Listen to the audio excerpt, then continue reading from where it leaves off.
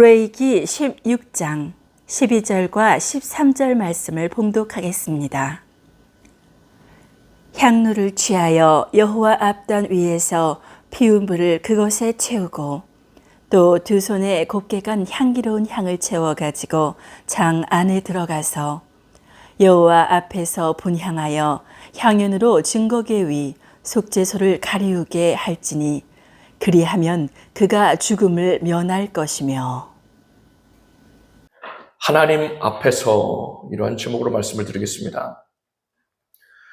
하나님의 성전은 뜰 그리고 성소, 지성소로 구분이 됩니다. 성전이 세워지기 전에 성막이 있었죠. 이동식 가건물인 성막이 있었죠. 성막도 마찬가지입니다.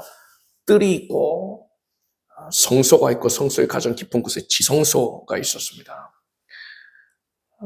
이러한 성전의 구조에 대해서는 여러분들이 이제 익숙해지실 필요가 있습니다. 따라합시다. 뜰, 성소, 지성소. 이러한 처소를 우리가 왜 알아야 됩니까? 하나님께서 우리의 내면에, 우리 심령 안에 이러한 처소들을 만들어 놓으셨어요. 이것은 실속 없게 그냥 하는 말이 아닙니다. 빈말이 아니에요. 사도 바울은 너희가 하나님의 성전인 것과 하나님의 성령이 너희 안에 거하시는 것을 알지 못하느뇨? 라고 했습니다. 하나님은 우리를 하나님의 성전으로 지으셨습니다. 믿으시기 바랍니다. 따라서 하나님께서는 우리 영혼 안에 실제로 성소와 지성소를 조성해 놓으신 거예요.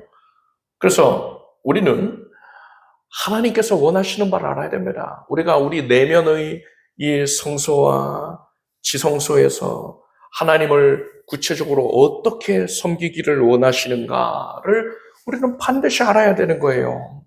그래서 지난주에는 성소에 대해 살펴보지 않았습니까? 오늘은 지성소에 대해서 자세하게 살펴보겠습니다. 지성소라는 이름은요, 그 이름 그대로요. 지극히 성스러운, 그러니까 거룩한 처소, 장소입니다. 지극히 거룩한 장소예요. 지성소는 성소의 가장 깊숙한 곳에 끝부분에 위치해 있어요. 그곳에 휘장이 쳐져 있습니다. 성소 입구에도 휘장이 쳐져 있다 하지 않았습니까? 그래서 성소가 암실이고, 그래서 7 등대가 불을 밝히고 있다. 내용을 여러분 기억하실 겁니다. 그런데 성소도 암실인데, 성소의 가장 깊은 곳에 아주 두꺼운 휘장이 쳐져 있어요. 그 안쪽이 지성소입니다. 제사장들이 성소에서 하나님을 섬길 수 있다 하였습니다. 그런데 제사장들은요, 성소까지만 들어갈 수 있고요. 그 너머인 지성소는 들어갈 수가 없어요. 만약에 제사장이 궁금하다 하고서는 휘장을 걷고서 지성소 안에 들어가려 한다면 어떻게 되겠습니까? 하나님께서는 그를 죽이십니다. 하나님께서는 그것을 철저하게 막으셨어요. 제사장들은 못 들어간다는 거예요. 그리고 안을 들여다보기만 해도 죽임을 당합니다. 부정한 죄인은 하나님께 가까이 나아갈 수가 없다는 것입니다. 그래서 혹시라도 바람이 공기의 흐름이 거세져가지고 그 내부에 거세진다든가 해서 휘장이 펄럭이면은 그 안에가 보일 수 있잖아요. 그러면 큰일 나는 거 아닙니까? 그래서 극도로 두껍게 휘장을 만든 겁니다. 전어로 말하자면 어른 주먹만한 두께로 이 휘장을 만들어서 걸어두었다고 합니다. 그러니까 절대로 움직이질 않는 거예요. 이 지성소 안에는 제사장들은 못 들어가고 오직 이 제사장들의 우두머리인 대제사장만이 1년에 딱 하루 대속죄일에만 드나들 수 있었습니다. 대속죄일에만 지성소에서 하나님을 섬길 수 있었어요. 대속죄일에 대제사장이 지성소에 들어가서 가장 먼저 하는 일은 무엇이냐? 바로 향을 피우는 것입니다. 향을 살랐어요. 그것이 오늘 본문의 말씀 내용인 것이지요. 향로를 취하여 여호와 앞 단 위에서 피운 불을 그것에 채우고 또 두 손에 곱게 간 향기로운 향을 채워가지고 장 안에 들어가서 그 휘장 안에 지성소로 들어가서 여호와 앞에서 분향하여 향연으로 증거궤 위 속죄소를 가리우게 할지니 그리하면 그가 대제사장이 죽음을 면할 것이며 라고 했습니다. 지성소 안에는 언약궤가 있습니다. 본문 말씀에서 그것을 증거궤라고 얘기했죠. 또 법궤라고도 부릅니다. 이 언약궤는 네모난 상자예요. 이 언약궤는 덮개로 덮어져 있던데 이 언약궤의 덮개, 이 뚜껑을 속죄소라고 부릅니다. 지금 우리가 성물들에서 살펴보고 있는데 우선 언약궤라는 상자가 있고 그 뚜껑이 속죄소다라고 이해를 하시면 됩니다. 하나님께서는 대제사장이 지성소에 들어왔으면 제일 먼저 향을 피워서 언약궤의 뚜껑인 속죄소를 그 향의 연기로 뒤덮어야 한다라고 말씀하셨어요. 이것이 얼마나 중요한지 대제사장이 그리 해야지 죽임을 면하게 된다 하셨단 말입니다. 그런 행동을 안 하면 죽임당한다는 겁니다. 이렇게 향을 살라서 속죄소를 뒤덮는 이런 행동의 구체적인 영적인 의미가 무엇인가 굉장히 중요해요.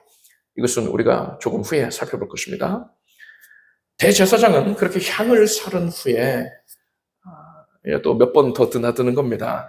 이번에는 수송아지의 피를 들고 들어와서는 속죄소의 동편에 피를 7차례 뿌립니다. 그리고 또 속죄소 앞에도 7번을 뿌려요. 그리고 이번에는 이제 염소의 피를 가지고 들어옵니다. 그래서 속죄소 위에 피를 뿌리고 속죄소 앞에도 피를 뿌렸습니다. 여러분, 구약의 모든 제사들에서 짐승의 피, 이 피는 장차 오실 메시아, 예수 그리스도께서 흘리신 보혈을 상징하고 있습니다. 그런데 이 대제사장이 이 피를, 짐승의 피를 속죄소의 동편과 또 속죄소에다가 뿌렸다라는 것은 구체적으로 어떤 의미를 갖는 겁니까? 성경에서는 이 동편이 대단히 중요한 의미를 갖고 있습니다.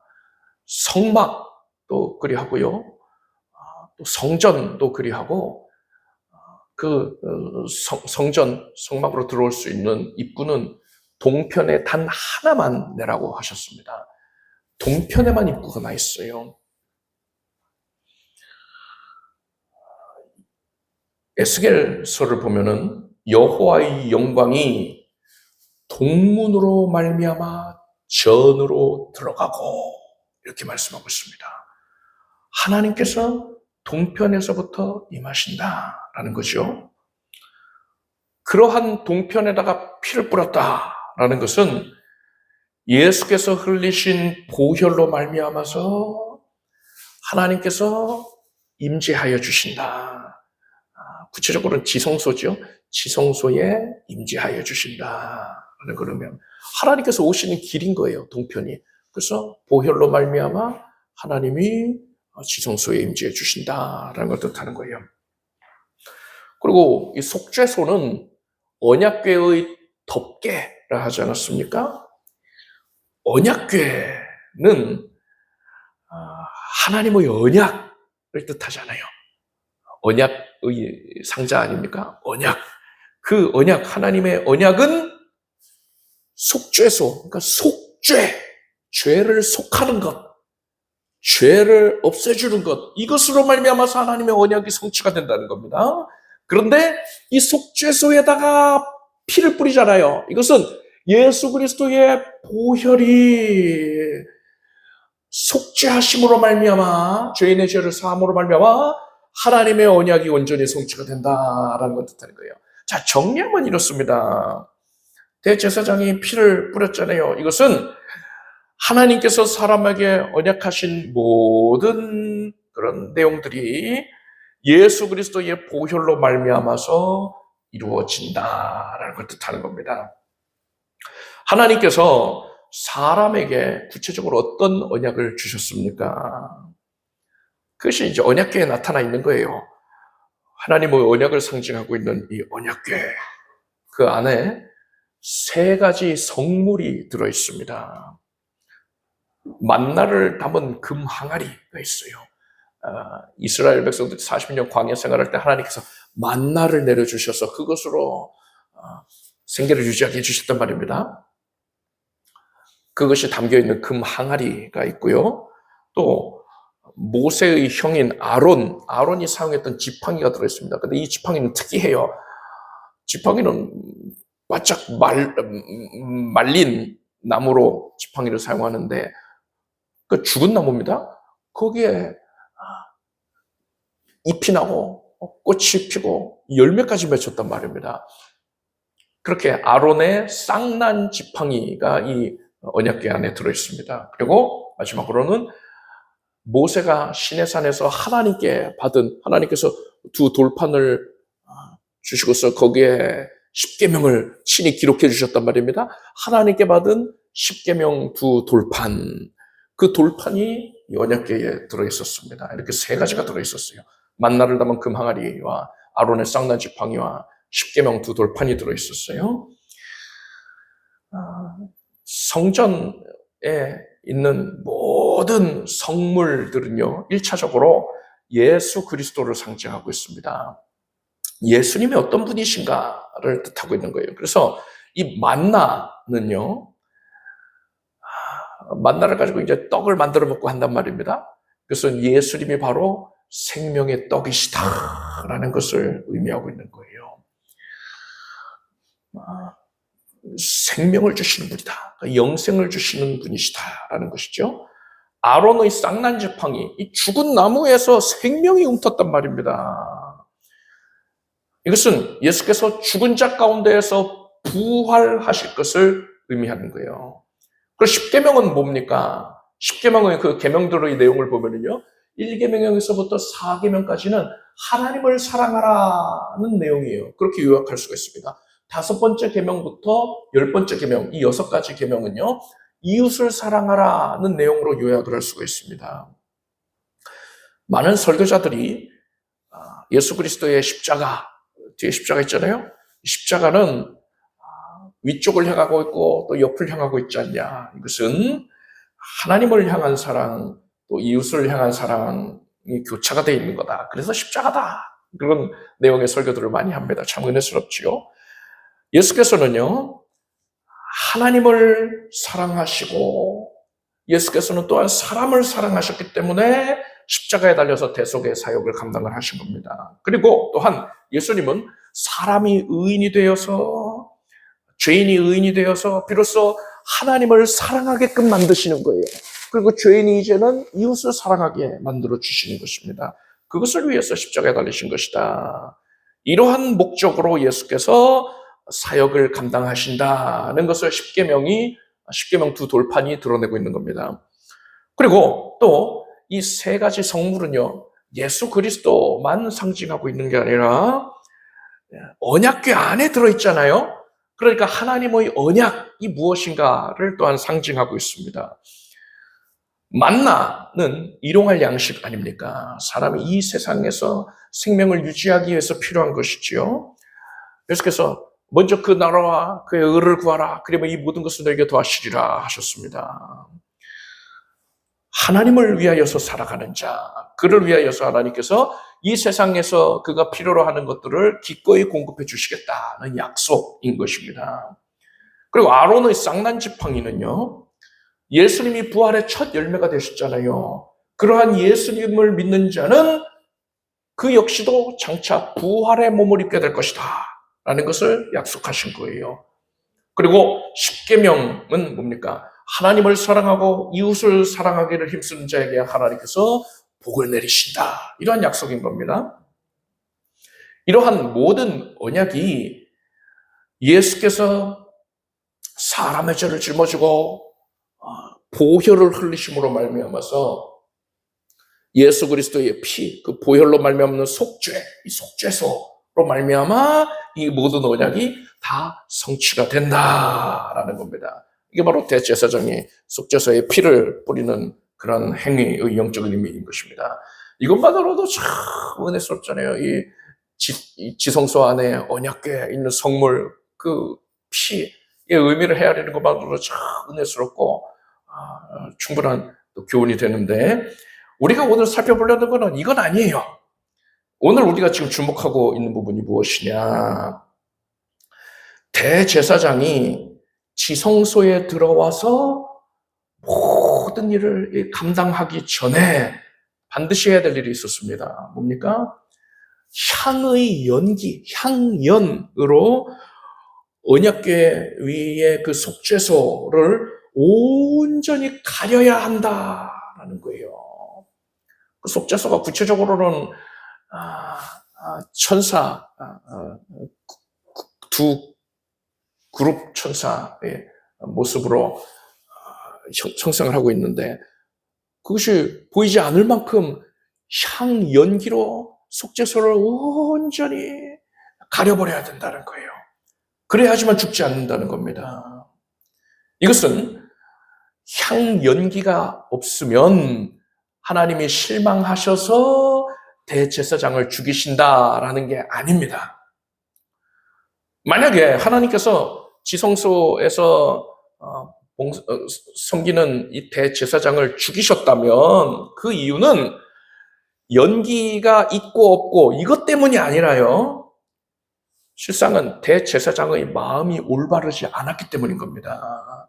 올바르지 않은 상태에서 하나님을 섬기려고 했으니까 그것을 불경하게 여기시고 하나님께서 그를 죽이시는 거예요.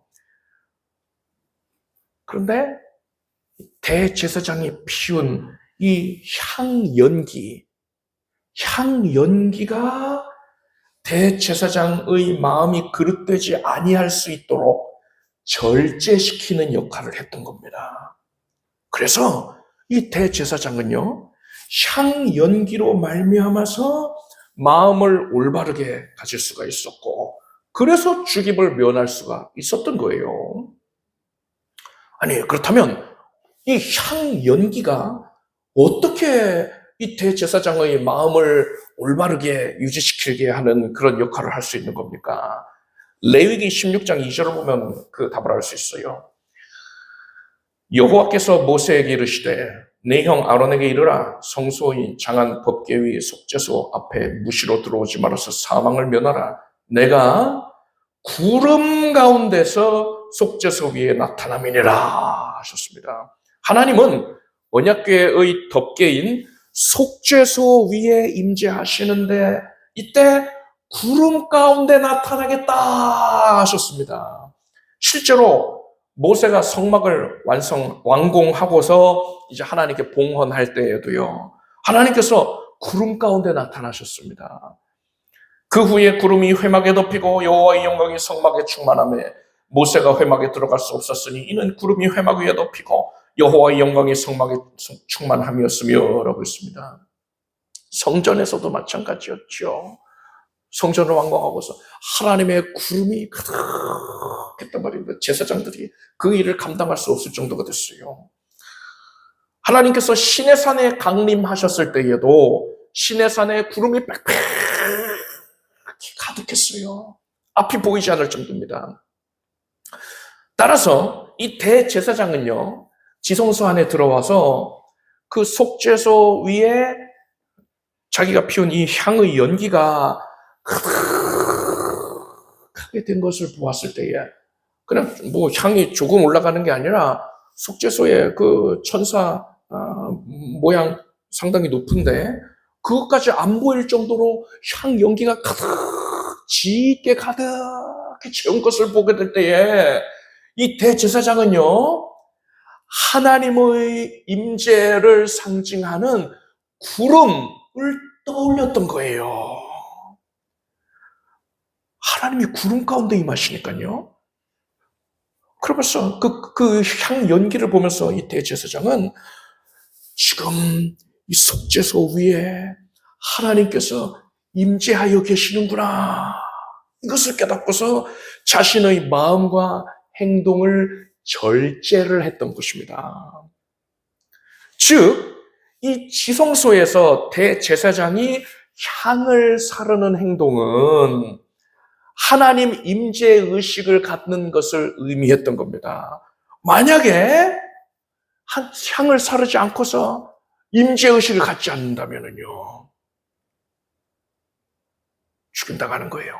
그리고 향을 살랐는데도 불구하고 거기에서 하나님이 임재해 계시는구나 이 인식을 갖고 있지 않다면, 그래서 경고망동을 하고 있다면요 그는 죽임을 면치 못하게 되는 것입니다. 이렇듯 지성소에 거하는 동안에 가장 집중해야 될 부분이 뭡니까? 지금 내 앞에 하나님께서 임재해 계시다. 나는 하나님 앞에 있다. 이 하나님의 임재의식을 갖는 게 가장 중요한 것입니다. 주전 1075년경에 이스라엘이 블레셋과의 전투에서 언약궤를 빼앗긴 적이 있습니다. 우여곡절 끝에 7달 만에 언약궤가 이스라엘로 돌아왔어요. 이때 블레셋 사람들이 언약궤를 수레에다가 담아서 돌려보냅니다. 소가 끄는 수레에다가 담아서 돌려보냈어요. 언약궤는 그 위에 임재의 구름이 있고 하나님께서 임재하신다 하지 않았습니까? 그러니까 하나님의 언약을 상징함과 동시에 하나님의 임재를 상징하는 거룩한 성물입니다. 그래서 이 언약궤는요 절대로 만지거나 열어보아서는 아니 되었습니다. 그런데 이스라엘 백성들은 그것을 망각하고서 언약궤가 들어왔다 기뻐하면서 상기가 되어가지고 언약궤를 열어보았어요. 만지고 본 겁니다. 그 안을 열어본 겁니다. 그랬더니 하나님께서 언약궤 안을 들여다본 백성 70명을 죽이셨습니다. 백성들은 하나님의 진노하심에 두려워하면서 언약궤를 원래의 장소인 성막으로 옮길 엄두를 내지를 못했습니다. 그래서 근처에 있는 어느 제사장의 집에다가 언약궤를 안치해 놓습니다. 그 제사장이 바로 아비나답입니다. 아비나답은 제사장이다 보니까요, 성막에서 하나님을 섬기는 일에 능숙하였습니다. 그래서 이 아비나답과 그의 아들들은 아마도 이 성막에서 하나님을 섬기는 방식과 유사하게, 성막에서 하나님을 어떻게 섬기는지 우리가 성소에 대해서는 우리가 지난주에 살펴보지 않았습니까? 그 방식과 유사한 방식으로 하나님을 섬겼을 거예요. 언약궤 앞에서 향을 사르고 또 등을 밝히고 이런 수고를 했을 겁니다. 그렇게 70년의 세월이 지났습니다. 사울이 이스라엘의 왕이 되었다가 하나님께서 그를 버리셨지요. 그리고 다윗이 이스라엘의 왕에 올랐습니다.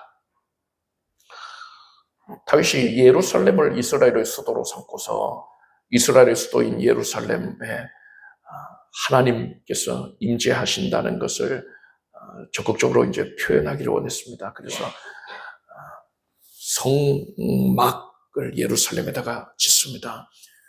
그런데 언약궤가 있어야 되잖아요. 언약궤는 그런데 70년 전부터 아비나답의 집에 있지 않습니까? 그래서 아비나답의 집에 있는 언약궤를 예루살렘의 새로 만든 성막으로 옮겨오고자 했던 것입니다. 그래서 옮겨오는데 그 예전에 블레셋 사람들이 소가 끄는 수레에다가 실어서 돌려보냈다 하지 않았습니까? 그 방법으로 가져오면 되겠구나 이렇게 생각을 했던 거예요. 그런데 여러분, 언약궤는 그렇게 옮기는 게 아닙니다. 언약궤의 바닥 내 모서리에는요, 고리가 달려 있어요. 그 고리에다가 막대기를 꽂고서 고핫 자손, 그 안에 이제 제사장도 포함되는 거죠. 고핫 자손들이 이 언약궤를 어깨에다가 4명이서 짊어진 채로 언약궤를 이동을 해야 되는 것입니다. 그런데 다윗을 비롯해서 당시의 지도자들이 이러한 하나님의 말씀에 무지하였던 것입니다. 그래서 소가 끄는 수레에다가 언약궤를 싣고서 이동을 했어요. 아비나답의 아들인 우사, 그 역시도 제사장이죠. 우사가 이 수레의 곁에서 언약궤를 호위하면서 행진을 하고 있었습니다. 그런데 갑자기 소가 펄쩍 뛰는 겁니다. 아마도 뭐 소의 앞에 뭐 개구리가 펄쩍 뛰어갔는지 모르겠어요. 소를 놀래킨 거죠. 아니면 벌이 와서 뭐 코를 간지럽혔는지, 뱀이 갑자기 나타나서 소가 놀랐는지 모르겠어요. 소가 펄쩍 뛰는 바람에 수레가 크게 요동하면서 그 위에 얹어두었던 언약궤가 밖으로 지금 떨어질 것만 같은 겁니다. 언약궤가 떨어지면 박살이 나면 큰일 난단 말입니다. 그래서 그 곁에 있던 우사가 황급히 손을 내밀어서 언약궤를 붙들었어요. 휴, 다행이다 싶었을 겁니다. 다윗도 식은땀을 흘렸을 거예요. 아이고, 큰일 날 뻔했네. 우사가 정말 장한 일을 했구나. 내가 나중에 상을 줘야겠다. 이런 생각까지 했을 겁니다. 사람들이 다 쳐다보면서 안도의 한숨을 내셨을 겁니다. 우사도 뭐 으쓱으쓱하는 마음이 있었을지 모르겠어요. 그런데 그때였어요. 하나님께서 우사를 충돌하심으로써 우사가 죽었습니다. 그런데 이 충돌하셨다 이 말씀에 근본적인 의미, 원어적인 의미를 살펴보면요, 갈라서게 됐다, 찢으셨다 이런 의미가 있어요. 우사의 영혼과 육신이 분리되겠다 이런 뜻인지도 모르겠습니다. 그런데 몸이 두 동강 났을 수도 있어요. 생각해 보십시오. 언약궤를 붙들었어요. 어휴, 다행이다. 다 같이 안심하고 있는데 그 순간 사람들이 다 기겁을 합니다. 경악을 했어요. 하나님께서 우사를 찢으셨어요. 얼마나 놀랐겠습니까? 비명이 난무하고 그 자리에 피가 낭자하지 않겠습니까? 다윗을 비롯한 모든 백성들이 담이 툭 떨어진 겁니다. 너무나 두려웠어요. 그래서 더 이상 이동하지를 못하겠는 겁니다. 더 이동하다가 무슨 일을 당할지 모르지 않습니까? 그래서 바로 그 옆에 있는 집에다가 이 언약궤를 안치를 하는데 그 근처에 있던 사람이 누구였느냐? 오베데돔이었어요. 오베데돔의 집에 언약궤를 안치한 겁니다. 오베데돔은 죽으나 싫으나 어쩔 수가 없어요. 받아들일 수밖에 없는 겁니다. 다윗이 그냥 우겨 넣기로 그것을 안치하게 했어요. 오베데돔은 레위인이었습니다. 근데 제사장은 아니었어요. 그러니까 레위 지파 가운데에 고핫 자손 중에 또 제사장이 있었죠. 그런데 오베데돔은 그냥 레위인입니다. 일반 레위인이에요. 그러니까 이 오베데돔은 제사장이 아니다 보니까 성소에서 하나님을 섬기는 방식 이런 거 모릅니다. 그래서 이 오베데돔은 아마도 이 아비나답 이전에 70년간 그의 집에 있었잖아요. 언약궤가 아비나답에게 자문을 구하였을 것입니다. 오베데돔은 아비나답이 했었던 모든 수고들을 똑같이 따라서 했을 거예요. 뭐 등 밝히고 향 사르고 하는 그런 거 다 했을 겁니다. 그리고 절대로 더 하지는 않았을 거예요. 혹시라도 자기가 모르는 실수를 할까봐, 하나님의 뜻을 벗어난 걸 할까봐 아비나답이 했던 것보다 더 하지는 못했을 거예요. 무서워서 못한 겁니다. 덜 하지도 못했을 겁니다. 그대로 아비나답이 했던 것 똑같이 하려고 했었을 겁니다. 그런데 여러분 성경을 보니까요, 하나님의 궤가 오베데돔의 집에서 그 권속과 함께 석 달을 있으니라. 여호와께서 오베데돔의 집과 그 모든 소유에 복을 내리셨더라 했어요. 언약궤가 오베데도므의 집에 단 석 달만 있었을 뿐인데 하나님께서 오베데도므의 집에 크나큰 복을 내리셨다는 겁니다. 오베데도므의 그 가정은요, 평안하고 질병이 나음을 받고 물질이 풍부해지고 자손을 얻게 되고 바라던 모든 일들이 형통하게 이루어졌던 것이에요. 그래서 주위의 모든 사람들이 입을 모아서 오베데돔의 집은 언약궤 때문에 복을 받았구나, 이렇게 인정을 할 수밖에 없는 상황이 이루어졌다는 것이에요. 아비나답의 집에서는 언약궤가 몇 년 있었다고요? 70년 있었어요. 그런데 성경은 아비나답의 집이 언약궤로 말미암아 복을 받았다라는 말이 1절 없습니다.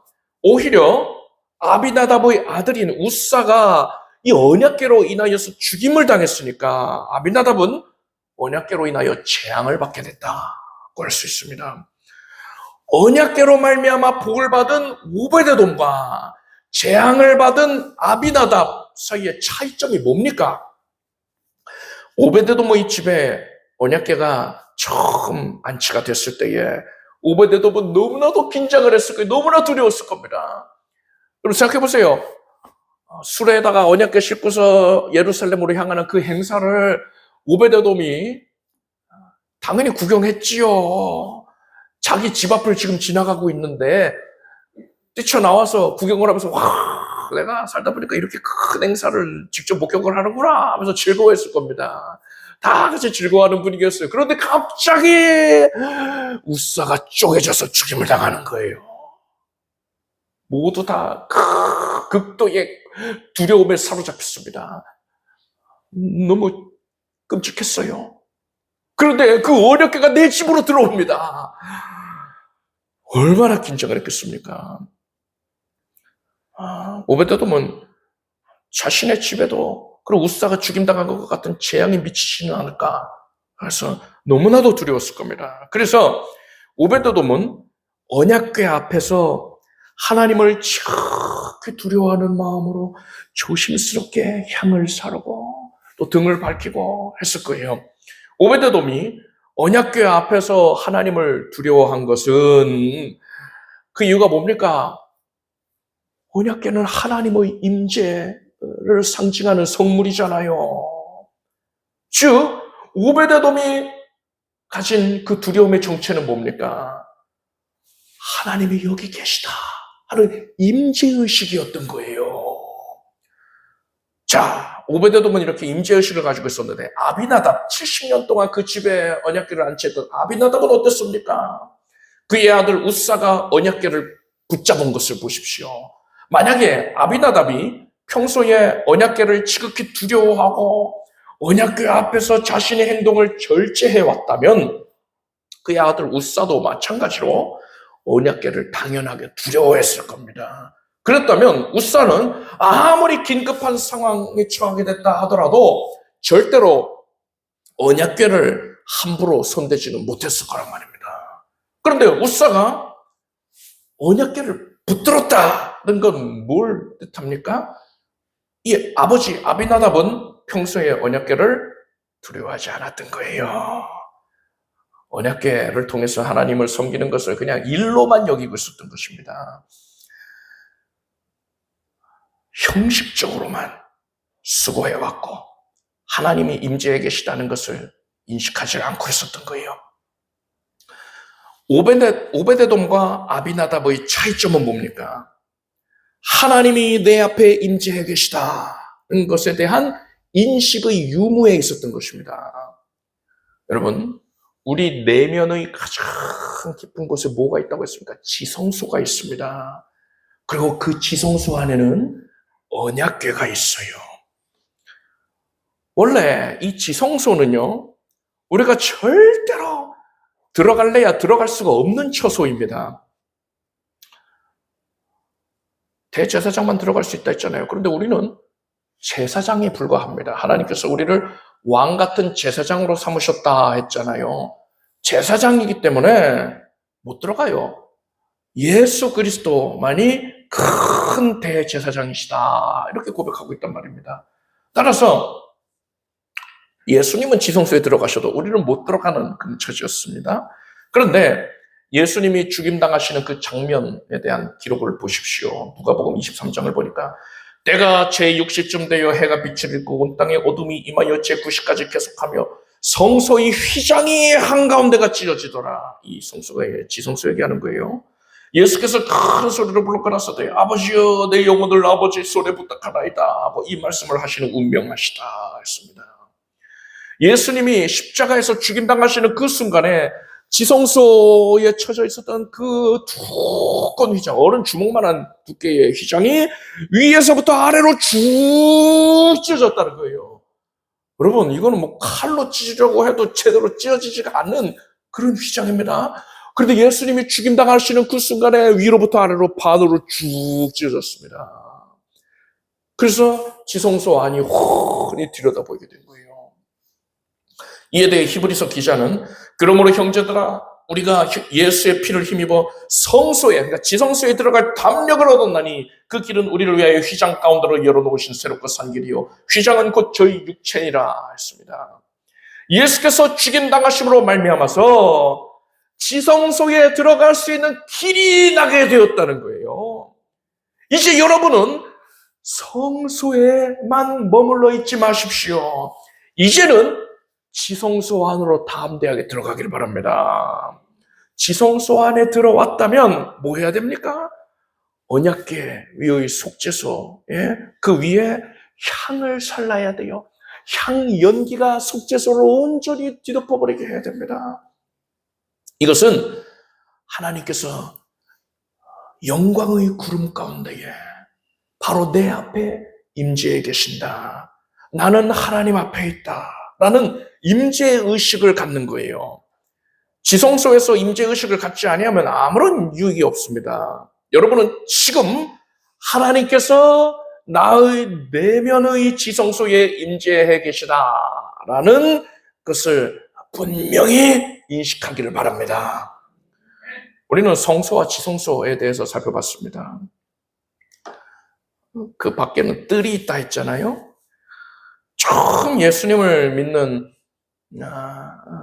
믿고자 하는 초신자는 뜰에 거하는 상태다 할 수 있어요. 그러다가 이제 신령한 것에 눈을 뜨고 신앙의 깊이가 더하여지면은 이제 성소에 들어간 상태가 되는 겁니다. 성소에서 하나님을 섬기는데 열중하게 되지요. 우리가 지난주에 살펴보지 않았습니까? 7 등대가 있고 떡상이 있고 향단, 향을 사르는 단이 있잖아요. 거기서 이제 하나님을 섬기는 데에 집중하게 되는 것이지요. 그러다가 신앙이 더 성숙해지게 되면은 비로소 지성소에 들어가게 되는 겁니다.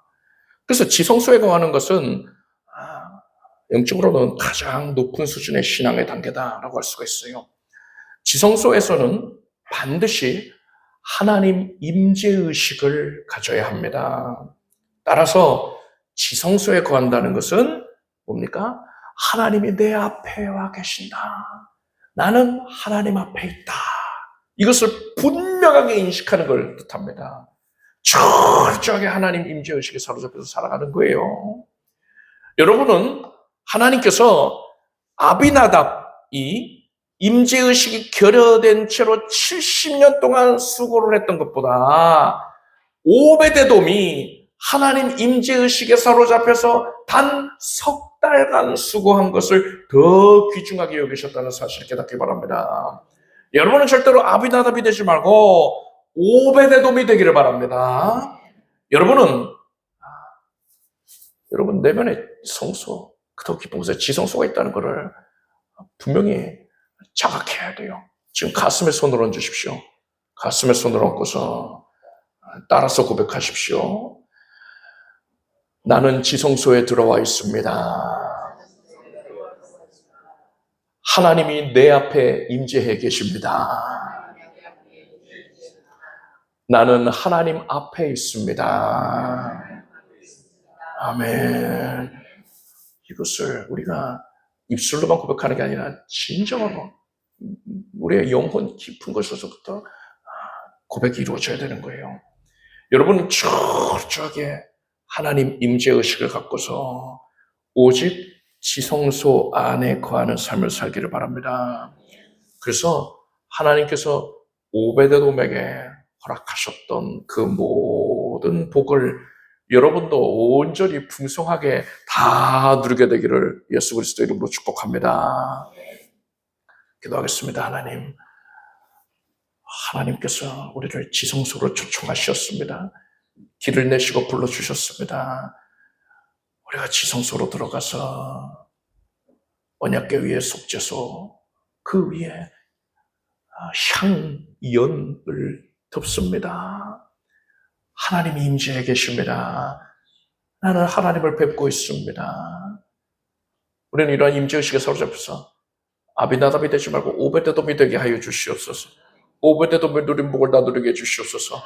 예수님의 이름으로 기도드립니다. 아멘. 모든 자리에서 일어나시기 바랍니다. 가슴에 손을 주시고 아픈 곳에 손을 얹고 기도하겠습니다. 우리 안에 성전을 이루시고 임재해 계시는 하나님을 우리가 믿음의 눈을 들어서 배웠고 그 앞에 꿇어 엎드린 심령으로 주님을 섬깁니다. 하나님께서 임재하여 계시다는 철저한 인식을 가지고 살게 하소서. 이러한 주의 자녀들의 심령이 속사람이 능력으로 강력해 해 주시옵소서. 우리의 연약해진 육신을 하나님께서 붙잡아 주시옵소서. 뼈 마디가 관절과 골수가 예수 이름으로 정하여지게 하시고 신경에 눌림이 없게 하소서. 하나님께서 통증을 제하여 주시옵소서.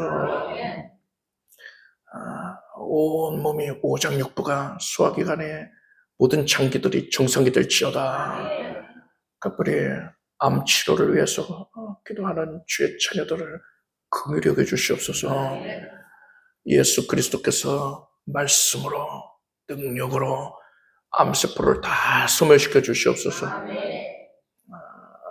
항암 치료 가운데 하나님이 큰 은혜 내리셔서 걸림이 없게 하시고 부작용과 연약이 없게 하소서.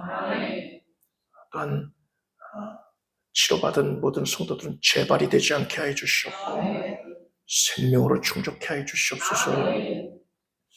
하나님께서 만성적인 질환들까지도 다 고쳐주셨습니다. 나의 하나님께서 손대셔서 지금 고쳐주셨습니다. 임재의식에 사로잡힌 이들을 위해서 모든 문제가 변해서 합력하여 선을 이루게 해주셨습니다. 각 가정이 예수 이름으로 예수님의 임재에 온전히 사로잡힐 것이고 구원의 은혜를 누려하게 될지어다. 온 가족들이 바라고 수고하는 바가 예수 그리스도의 임재로 말미암아서 지금 모든 문제가 해소가 되고 평안의 제복이 되고 기쁨과 감사와 영광을 입게 될지어다. 오베데돔의 가정에 임하였던 복이 다 이루어질지어다. 그것을 다 향유하고 기뻐할지어다. 예수님의 이름으로 기도드립니다. 믿음대로 될지어다. 하나님께 박수를 올리겠습니다. 자리에 앉으십시오. 준비하신 예물을 정성된 마음으로 드리겠습니다. 드리신 예물을 위해 축복 기도하겠습니다. 하나님의 임재 앞에서 주의 자녀들이 두렵고 떨림 가운데에 기뻐함 가운데에 하나님께 예물을 올립니다. 모든 것이 하나님께로부터 온 것임을 압니다. 하나님의 소유이니 우리가 거룩하게 구별된 마음으로 주신 것의 일부를 다시 하나님께 돌려드리나이다. 하나님께서 기쁘게 거두어 주시고 헌신한 모든 주의 자녀들이 큰 은혜를 힘있게 하여 주시옵소서. 오베데돔의 복을 받아 누리게 주시옵소서. 예수님의 이름으로 기도드립니다. 그 소식을 말씀드리겠습니다. 오늘 소선지서 둘째 시간입니다. 그래서 미가서, 나훔, 하박국, 스바냐를 배웁니다. 소선지서가 여러분들 익숙지 않으실 거예요.